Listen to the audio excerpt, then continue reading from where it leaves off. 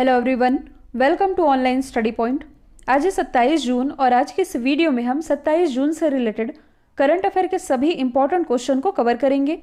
और आप में जो भी रेलवे के एस्पिरेंट हैं उनके लिए टेक्स्ट बुक पर आरआरबी एनटीपीसी 2021 के अपडेटेड और लेटेस्ट 176 टेस्ट ये आप लोगों को मिलेंगे, जिसमें कि 26 टोटल टेस्ट फ्री हैं। साथ में आप लोगों को आरआरबी एनटीपीसी इसका जो CBT 2 होना है इसके लिए अपडेटेड 90 टेस्ट, जूनियर ट्रांसलेटर के 200 टेस्ट और ये सभी आप लोगों को मिल सकेंगे। साथ ही आप फ्री टेस्ट के लिए साइन अप कर सकते हैं फॉर बेटर एक्सपीरियंस और यूज़ द कूपन स्टडी 10 का कूपन आप यूज़ किए और टेक्स्ट बुक पर काफ़ी सारे एग्ज़ाम्स के स्टडी मटेरियल और मॉक टेस्ट ये अवेलेबल होते हैं, जिसमें आप लोगों को रेलवे, SSC, बैंकिंग, डिफेंस आदि सभी एग्ज़ामों से रिलेटेड 8000 प्लस मॉक टेस्ट एक साल के लिए कितने में 299 में और 2 साल के लिए ये आप लोगों को मिल सकेगा 499 में। तो यदि आप इसे लेना चाहें तो आप स्टडी 10 का कूपन इस्तेमाल करके इसे परचेस कर सकते हैं। इससे आप लोगों को 30 रुपये एक्स्ट्रा डिस्काउंट मिल सकेगा। लिंक डिस्क्रिप्शन बॉक्स में दी हुई है। तो चलिए स्टार्ट करते हैं। हमारा पहला क्वेश्चन, हाल ही में किस राज्य में देश का 52वां टाइगर रिजर्व बनाया गया है? तो ये भी हाल ही में बनाया गया है राजस्थान में। यदि आप लोगों को याद होगा तो कुछ समय पहले मैंने आप लोगों को बताया था कि हाल ही में भारत का 51वां टाइगर रिजर्व बना है। इसका नाम क्या था? श्री विल्लीपुथर मेघामलई टाइगर रिजर्व, जो कि कहाँ स्थित है? तमिलनाडु में। और ये तमिलनाडु का 5वां टाइगर रिजर्व था। भारत का यदि देखा जाए तो ये 51वां टाइगर रिजर्व बना था। और अब ये न्यूज़ आ रही है कि भारत का 52वां टाइगर रिजर्व जो कि राजस्थान में बना है, इसका नाम क्या है? तो इसका नाम है Bundi Ramgarh Vishdhari wild life sanctuary. अब आप लोग सोच रहे होंगे यहाँ वाइल्ड लाइफ सेंचुरी लिखा है, टाइगर रिजर्व तो लिखा नहीं है। तो मैं आप लोगों को बता दूं, देखिए बाघों की रक्षा के लिए जो भी नेशनल पार्क या वाइल्ड लाइफ सेंचुरी जो महत्वपूर्ण माने जाते हैं, किसके लिए? बाघों की रक्षा के लिए इन्हें टाइगर रिजर्व के रूप में नामित किया जाता है। और ये किसके द्वारा नियंत्रित होते हैं? तो इन्हें कंट्रोल करता है, मतलब कि ये जो टाइगर रिजर्व हैं ये प्रोजेक्ट टाइगर के द्वारा नियंत्रित होते हैं, जिसका मैनेजमेंट राष्ट्रीय बाघ संरक्षण प्राधिकरण के द्वारा किया जाता है, यानी कि नेशनल टाइगर कंजर्वेशन अथॉरिटी यही इसका प्रबंधन करती है। और इसी ने हाल ही में इसे भारत के 52वें टाइगर रिजर्व के रूप में मान्यता दे दी है।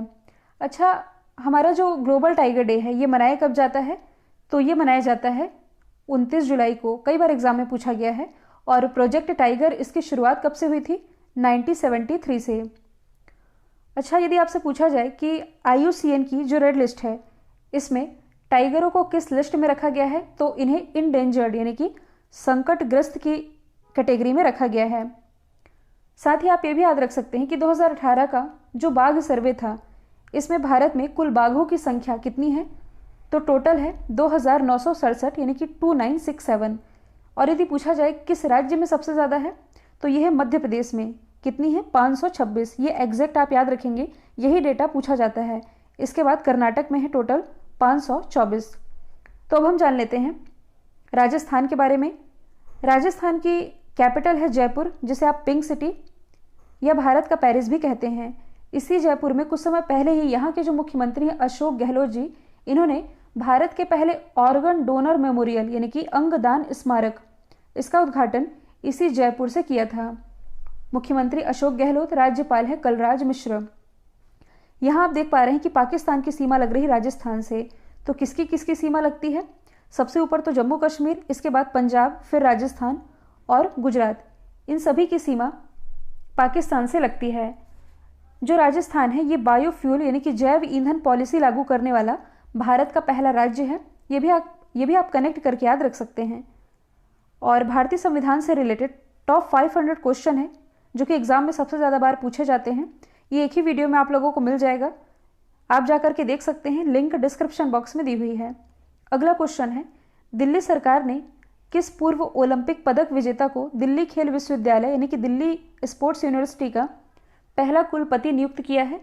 तो ये भी हाल ही में बन गई हैं कर्णम मल्लेश्वरी, जिनकी इमेज आप देख पा रहे हैं। तो दिल्ली सरकार ने कर्णम मल्लेश्वरी को ही दिल्ली स्पोर्ट्स यूनिवर्सिटी का पहला कुलपति नियुक्त किया है। दिल्ली की जो विधानसभा है इसने 2019 में ही दिल्ली स्पोर्ट यूनिवर्सिटी को स्थापित करने के विधेयक को पारित कर दिया था। अब यदि हम बात करें कर्णम मल्लेश्वरी की, तो ये पहली भारतीय महिला है जिन्होंने सन 2000 के सिडनी ओलंपिक में ब्रॉन्ज मेडल जीता था और पहली ओलंपिक पदक विजेता भी थी। मतलब कि महिलाओं की कैटेगरी में ये पहली महिला ओलंपिक पदक विजेता भी थी। यदि हम बाकी ऑप्शन की बात करें तो कुछ समय पहले ही, ये लास्ट ईयर की ही न्यूज़ है, जो कपिल देव हैं जो कि क्रिकेटर हैं, इन्हें हरियाणा स्पोर्ट्स यूनिवर्सिटी के पहले चांसलर के रूप में नियुक्त किया गया है। यदि हम बात करें, हिमा दास असम से बिलोंग करती है, इन्हें ढींग एक्सप्रेस के नाम से भी जाना जाता है। हाल ही में इन्हें असम का डीएसपी नियुक्त किया गया है, यानी कि असम में इन्हें डीएसपी के पद पर नियुक्त किया गया है।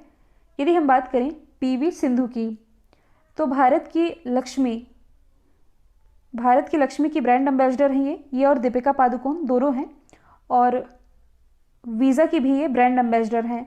आंध्र प्रदेश गवर्नमेंट के द्वारा जो एंटी करप्शन मूवमेंट चलाया जा रहा था भ्रष्टाचार के खिलाफ, इसकी भी ब्रांड एम्बेसडर पीवी सिंधु ही बनाई गई थी।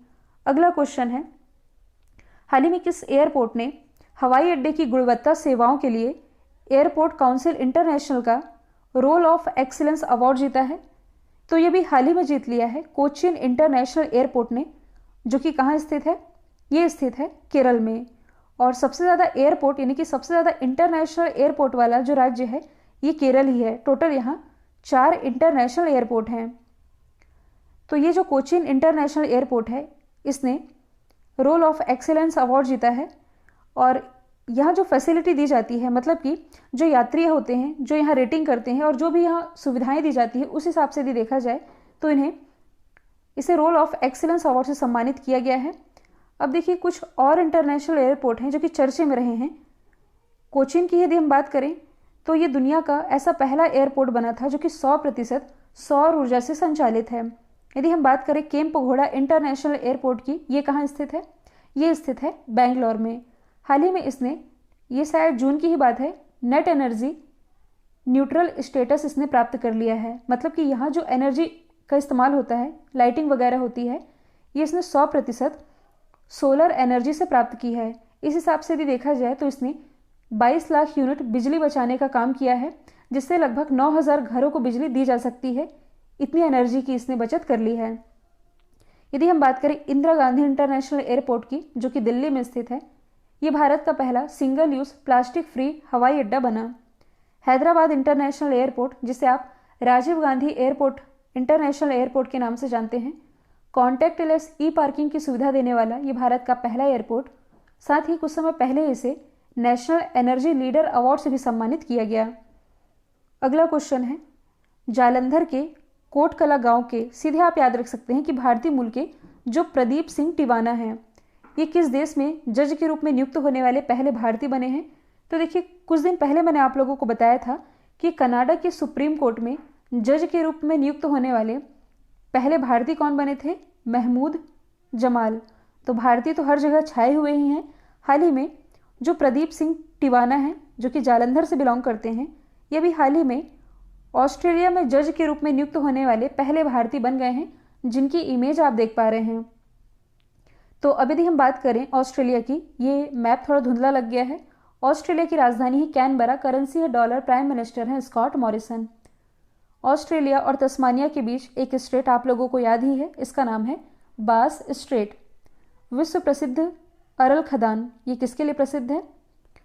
तो दुनिया की सबसे बड़ी गुलाबी हीरे की खदान, जिसका नाम है, ये अरगल खदान होना चाहिए, ये चर्चे में आई थी लास्ट ईयर, ये इसी ऑस्ट्रेलिया में स्थित है। अगला क्वेश्चन है, 25 जून 2021 को राष्ट्रीय आपातकाल के 46 साल पूरे हुए हैं। सवाल ये है कि अब तक भारत में कितनी बार आपातकाल लगाया गया है? तो ये लगाया गया है कुल 3 बार। कब कब? 1962 में। कब? जब भारत और चाइना के बीच युद्ध हुआ था। इसके बाद लगाया गया 1971 में, जब भारत और पाकिस्तान के बीच युद्ध हुआ। इसी युद्ध के बाद बांग्लादेश का उदय हुआ था। फिर तीसरा आपातकाल जो कि लगा 1975 में, इंदिरा गांधी जी के शासन के समय लगा था, आंतरिक अशांति के आधार पर। तो उस हिसाब से यदि देखा जाए तो 46 साल पहले 25 जून 1975 को इंदिरा गांधी के समय में आपातकाल की घोषणा की गई थी, आंतरिक अशांति के आधार पर। तो भारत में 25 जून 1975 से 21 मार्च 1977 तक, लगभग ये 21 महीने तक इमरजेंसी लगी थी पूरे भारत में। इसी के 46 साल अभी कंप्लीट हुए हैं। अब देखिए यहाँ जो टर्म लिखा हुआ है आपातकाल, ये होता क्या है? तो राष्ट्रपति की शक्तियों के बारे में तो आप लोगों ने पढ़ा भी होगा। इसमें से एक होता है आपातकालीन शक्तियाँ। ये क्या है? तो सिंपल है कि देश को संकट से निकालने के लिए राष्ट्रपति को जो शक्तियाँ दी गई हैं उसे ही तो हम आपातकालीन शक्तियाँ कहते हैं। और ये केवल राष्ट्रपति को प्राप्त है। किस देश के संविधान से लिया गया है? तो ये लिया गया है जर्मनी के संविधान से।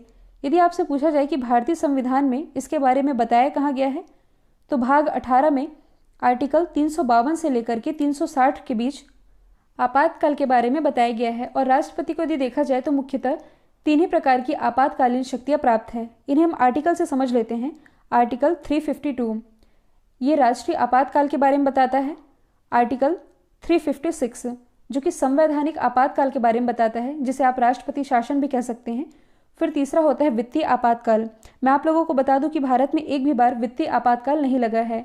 ये किसके लिए है? तो जब देश में वित्तीय संकट पैदा होता है तब वित्तीय आपातकाल लगाया जा सकता है, लेकिन अभी तक भारत में नहीं लगा है। और राष्ट्रपति शासन तो न जाने कितने राज्यों में कितने बार ये लगता रहता है। तो इस क्वेश्चन में तो राष्ट्रीय आपातकाल की ही बात की जा रही है, तो हम आर्टिकल 352 के बारे में जान लेते हैं। अच्छा, ऐसी कौन सी सिचुएशन बन जाती है, मतलब कि ऐसे कौन से आधार होते हैं कि देश में राष्ट्रीय आपातकाल लगाना पड़ता है? तो पहला तो है कि यदि युद्ध की स्थिति बन जाए। दूसरा यह है कि यदि किसी दूसरे देश ने भारत पर आक्रमण कर दिया है बाह्य आक्रमण के आधार पर। और इसका तीसरा आधार पहले हुआ करता था आंतरिक अशांति। इसी आंतरिक अशांति के आधार पर 1975 में राष्ट्रपति शासन लगाया गया था इंदिरा गांधी जी की सरकार में, तो इसे गलत माना गया। और 44वें संविधान संशोधन 1978 के तहत ये जो आंतरिक अशांति वर्ड है इसे रिप्लेस किया गया। किससे रिप्लेस किया गया है? सशस्त्र विद्रोह से। आंतरिक अशांति के आधार पर भारत में राष्ट्रीय आपातकाल नहीं लगेगा, सशस्त्र विद्रोह की स्थिति में ये मंजूर होगा। और राष्ट्रीय आपातकाल के लिए यदि पूछा जाए कि संसद की अनुमति ये कितने माह के भीतर चाहिए? 1 महीने के भीतर। राष्ट्रपति शासन में 2 महीने के भीतर, जबकि वित्तीय आपातकाल में भी 1 महीने के भीतर ही है। और यदि आपसे पूछा जाए कि राष्ट्रीय आपातकाल की अवधि ये कितनी होती है, तो मैं आप लोगों को बता दूं कि ये अनिश्चितकालीन होती है। मतलब कि ये कब तक लगा रहेगा इसकी कोई सीमा नहीं है, लेकिन हर 6 महीने में संसद की अनुमति लेते हुए ये जारी रह सकता है। तो ये थे कुछ इंपॉर्टेंट फैक्ट इमरजेंसी को लेकर के। अगला क्वेश्चन है, टाटा पावर ने किस शहर में देश का सबसे बड़ा सोलर कारपोर्ट लगाया है? तो ये लगाया है पुणे में। अच्छा, ये कारपोर्ट होता क्या है? तो आप एक टर्म पकड़िए, पोर्ट। पोर्ट जिसे आप बंदरगाह कहते हैं, जहाँ जो बड़े बड़े जहाज हैं ये आ करके खड़े होते हैं। और वैसे ही आप रिलेट कर सकते हैं एयरपोर्ट, जहाँ जो हवाई जहाज है ये आकर के खड़े होते हैं। कारपोर्ट कहने का मतलब है कि यहाँ कार खड़े होंगे, यहाँ कुछ इस तरह से पार्किंग की व्यवस्था होगी। कहने का मतलब है कि टाटा पावर के द्वारा ये जो काम किया जा रहा है इसमें सालाना 7,000 टन कार्बन उत्सर्जन में ये कमी लाने में मदद करेगा। और ये जो कारपोर्ट है जिसकी इमेज आप देख पा रहे हैं, ये 30,000 वर्ग किलोमीटर के एरिया में फैला है। तो ये न केवल हरित ऊर्जा का सृजन करेगा, बल्कि ये जो संयंत्र है ये संयंत्र में तैयार कारों के लिए पार्किंग की भी उपलब्धता कराएगा, जो कि आप इमेज में देख भी पा रहे हैं। यह स्थापित किया गया है महाराष्ट्र के पुणे में। पुणे में स्थित है आगा खां पैलेस। और भारत की केमिकल लेबोरेटरी यानी कि भारत की रासायनिक प्रयोगशाला ये भी पुणे में है। साथ ही Film and Television Institute of India, इसका भी मुख्यालय पुणे में ही स्थित है। अभी सबसे ज़्यादा चर्चे में है सीरम इंस्टीट्यूट, जो कि किस वैक्सीन का निर्माण कर रही है? कोविशील्ड। तो इसका भी हेडक्वार्टर पुणे में ही स्थित है। अच्छा, यहाँ इमेज भी लगी हुई है, आप देख पा रहे हैं पुणे की लोकेशन कुछ यहाँ पास स्थित है। अगला क्वेश्चन है, विश्व ड्रग रिपोर्ट 2021 किसके द्वारा जारी की गई है? तो ये जारी की गई है संयुक्त राष्ट्र मादक पदार्थ और अपराध कार्यालय के द्वारा, जो कि वियना में है। इसका हेडक्वार्टर वियना में है। इसने 2021 की ये जो रिपोर्ट जारी की है इसमें यह बताया गया है कि बीते वर्ष यानी कि 2020 में दुनिया में लगभग 275 मिलियन लोगों ने ड्रग का सेवन किया है। और ड्रग के सेवन से काफ़ी लोगों के हेल्थ पर काफ़ी बुरा प्रभाव भी देखने को मिला है। रिपोर्ट ये कहता है कि पिछले 2 दशक में यानी कि बीते 20 सालों में यदि देखा जाए तो विश्व के कुछ हिस्सों में जो कैनबिस है, जिसे आप भांग भी कहते हैं, 4 गुना तक इसमें बढ़ोतरी हुई है। अच्छा, यदि आप लोगों को याद होगा तो हाल ही में जो लेबनान है, लेबनान के द्वारा भांग की खेती को वैध किया गया है, लेकिन औषधीय उपयोग के लिए। और इसी में अब बढ़ोतरी देखने को मिल रही है, जिसका सेवन लोग नशे के रूप में करते हैं। अगला क्वेश्चन है, हाल ही में डीआरडीओ ने पिनाका रॉकेट का सफल परीक्षण ये कहाँ से किया है? तो इसका परीक्षण अभी हाल ही में ओडिशा के तट से किया गया है। पिनाका रॉकेट जो कि पूरी तरह से स्वदेश निर्मित है, इसकी रेंज कितनी है? 45 किलोमीटर इसकी रेंज है और ये किसका स्थान ले सकता है? एमके रॉकेट का ये स्थान ले पाएगा। इसी का सफल ट्रायल कर लिया गया है। ओडिशा की यदि हम बात करें तो इसकी राजधानी भुवनेश्वर, मुख्यमंत्री नवीन पटनायक, राज्यपाल है गणेशी लाल। भीतरकनिका सिमलीपाल नेशनल पार्क ओडिशा में स्थित है और हाल ही में ये भारत का ऐसा पहला राज्य बना है जहां मगरमच्छ की तीनों प्रजातियां यहां पाई जाती हैं। 2023 का जो फीफा मेंस वर्ल्ड कप होगा ये ओडिशा में आयोजित किया जाएगा। ओडिशा में ही भारत का सबसे बड़ा हॉकी स्टेडियम बनाया जाएगा, ओडिशा के राउरकेला में। ओडिशा की कंधमाल हल्दी को भी जीआई टैग दिया गया था, जिसके बारे में मैंने आप लोगों को बताया भी था। अगला क्वेश्चन है, भारत के किस स्थान पर निपाह वायरस के खिलाफ एंटीबॉडी मिली है? तो ये भी हाल ही में मिली है महाराष्ट्र में।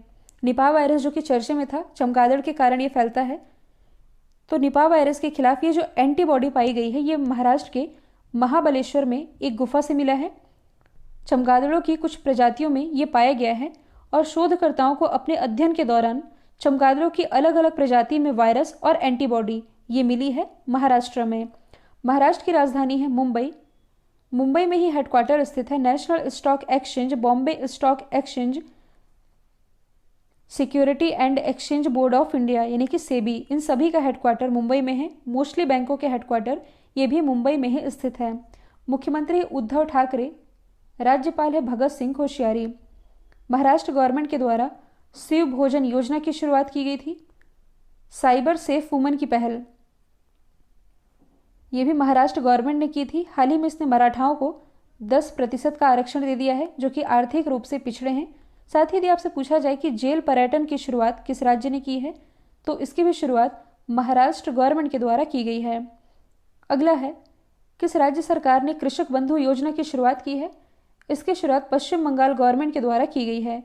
कृषक बंधु योजना ये तो पश्चिम बंगाल में 2018 से चल रही थी, लेकिन अभी इसे फिर से रीलॉन्च कर दिया गया है ताकि किसानों को मिलने वाली जो सालाना आर्थिक मदद है इसे 2 गुना किया जा सके। इस योजना के तहत जिन किसानों को पहले 5,000 रुपये की हेल्प मिलती थी ईयरली, उन्हें अब 10,000 रुपये देगी पश्चिम बंगाल गवर्नमेंट। पश्चिम बंगाल की राजधानी है कोलकाता जो कि हुगली नदी के किनारे बसा हुआ है। देखिए, ये जो हुगली नदी है ये गंगा की ही सहायक नदी है, क्योंकि गंगा ये उत्तर प्रदेश से बहती हुई आती है। इसी की एक धारा पश्चिम बंगाल में चले जाती है जिसे आप हुगली के नाम से जानते हैं। इसी हुगली नदी के किनारे कोलकाता है और ये जब गंगा नदी आगे जाती है, बांग्लादेश में प्रवेश करती है, तब इसे पद्मा कहा जाता है।